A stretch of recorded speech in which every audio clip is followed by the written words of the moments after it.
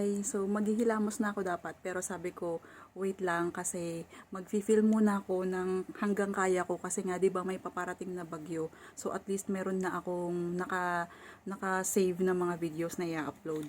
Kung follower kita or dati ka nang nanonood sa mga videos ko, mapapansin mo na yung mga in-upload ko na videos nung last week ng September at yung first 2 weeks ng October, grabe yung breakout ko, 'di ba?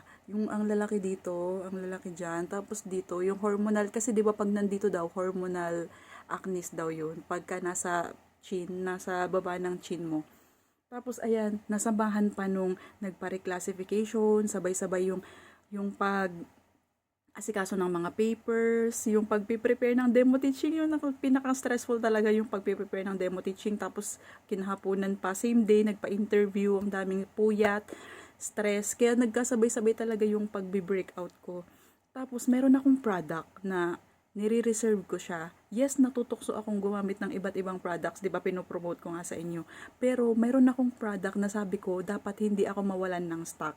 Kasi pag nagbi-breakout ako, ito talaga yung tinatakbuhan ko, yung parang china-challenge ko siya na, okay, magta-try ako ng ibang product. Pag nagka-breakout ako, ikaw nang bahala.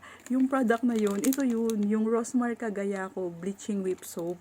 Ang liit lang niya. Hindi ko alam kung may mga gumagamit pa sa inyo nito. Pero ito talaga kasi ilang beses ko nang sinubukan to na pag natutokso akong bumili ng ibang products. Kasi di ba parang pag nanonood tayo ng pinopromote, parang ay gusto kong subukan yan. Tapos sabi ko, bahala na. Pag nag-breakout ako, sabi ko, ito na naman ulit, babalik ako dito. Tinatry ko talaga to i-challenge sa mukha ko. Tapos kung mapapansin nyo, nakikita nyo mapula. Pero maski kayo, makikita nyo naman na nag-fade na yung ano niya, hindi na siya yung parang nagsusubigaw, kaya nga nilalapit ko masyado yung lumiliit na siya. O, di ba? Halos ilang weeks din siyang tinatyaga ko na nagbi-video ako na talagang na ang lalaki ng mga acnes ko. Pero ngayon, ito magto 2 weeks na ginagamit ko siya. Tapos na ginagamit ko siya, iniiwasan kong gumamit ng night creams, na parang overnight. Ito lang talaga yung pinanghilamos ko. Tapos, pag ginagamit mo nga pala siya, hindi yung direkta yung sabon na mo sa mukha mo. I-rinse mo muna siya sa kamay mo hanggang bumula ng bumula. Tapos, pag mabula na yung kamay mo, saka mo na siya ihuhugas or i-massage sa mukha mo. So, ito, hindi ko alam kung may gumagamit pa sa inyo, pero share ko lang kasi sinusubukan ko talaga, sabi ko, i-share ko talaga pag napatunayan na naman ng Cagayaco soap na mag-fade na naman yung mga acnes or liliit. Tapos mapapansin nyo naman yung kulay pantay, no? Hindi yung yung last week kasi parang halatang mapula, tas halatang stress yung skin ko, halatang basta nagkasabay-sabay kasi yung mga gagawin last month.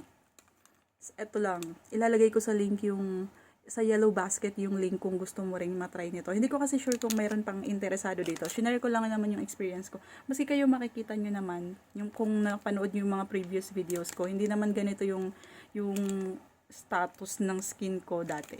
Yan lang, thank you!